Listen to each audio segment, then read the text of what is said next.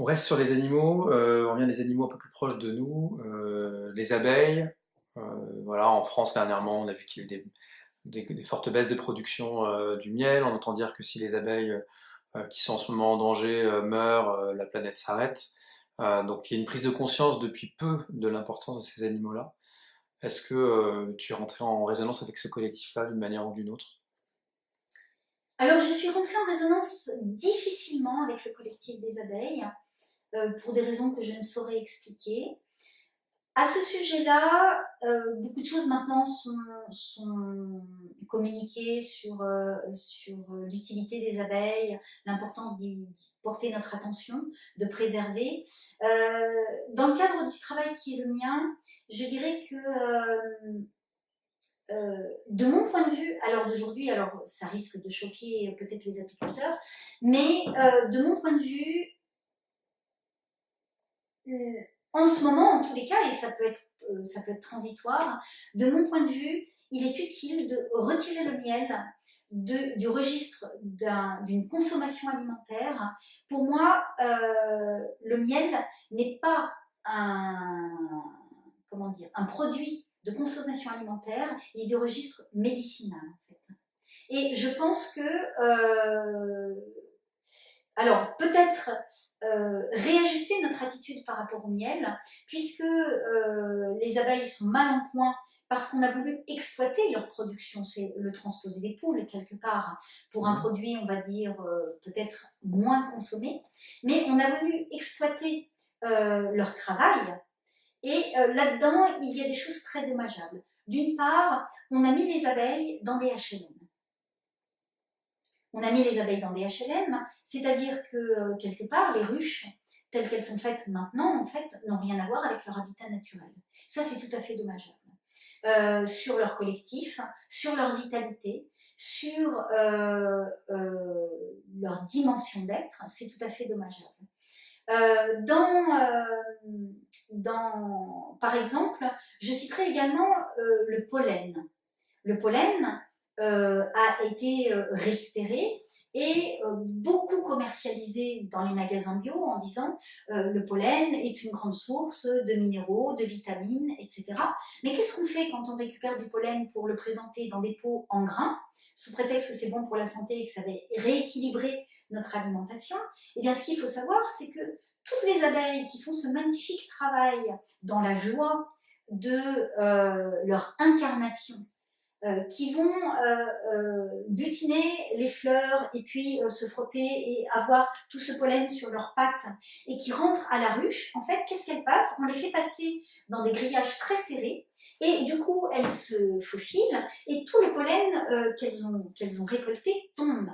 Et il faut se mettre simplement, et ce n'est pas de l'anthropomorphisme que je fais du tout, en fait, ce n'est pas une projection, c'est juste du bon sens, en fait. Il faut réaliser que une abeille qui, dans la joie, a récolté tout ce pollen, qui retourne à la ruche et qui est privée du fruit de ce travail-là, vit forcément une forme de dépression.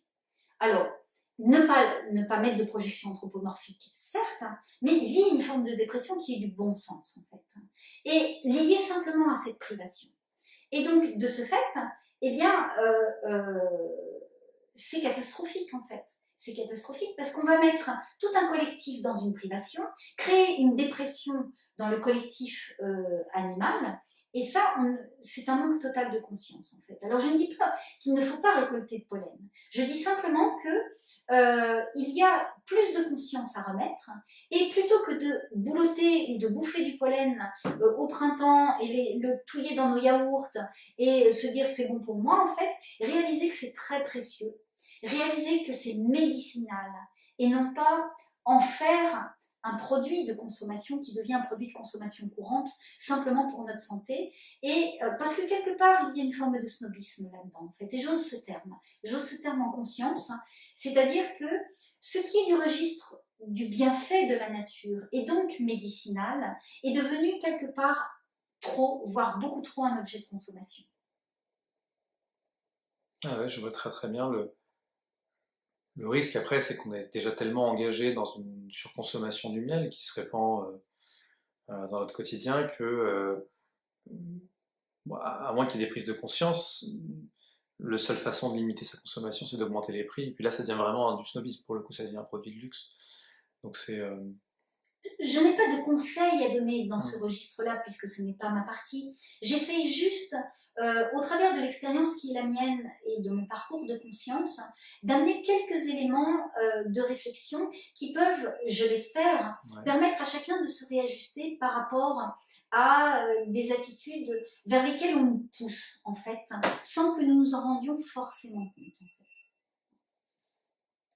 Sur le thème des abeilles, je peux citer également la commercialisation de la gelée royale pour ses bienfaits. De la même façon, je dirais que je sens un glissement. Parce que ça reste en médicinal pour l'instant. Non, il y a eu un glissement. Il y a eu un glissement qui a été que, effectivement, la gelée royale a beaucoup de propriétés qui sont liées à sa vocation première, qui est que c'est l'alimentation de la reine, et que la reine a besoin d'une alimentation extrêmement riche, car elle produit énormément d'ovules, et donc elle a un pouvoir de création très fort dans le collectif des abeilles. Donc évidemment, il est normal que l'alimentation ait des qualités qui vont avec sa vocation. Après, je pense, j'ai vu réellement un glissement que je ne saurais dater, mais j'ai vu réellement un glissement entre la prise de conscience que la gelée royale avait de réelles propriétés médicinales et le fait d'en faire un produit de consommation qui devienne maintenant un produit de consommation diététique, simplement parce que c'est bon au printemps de relancer l'organisme.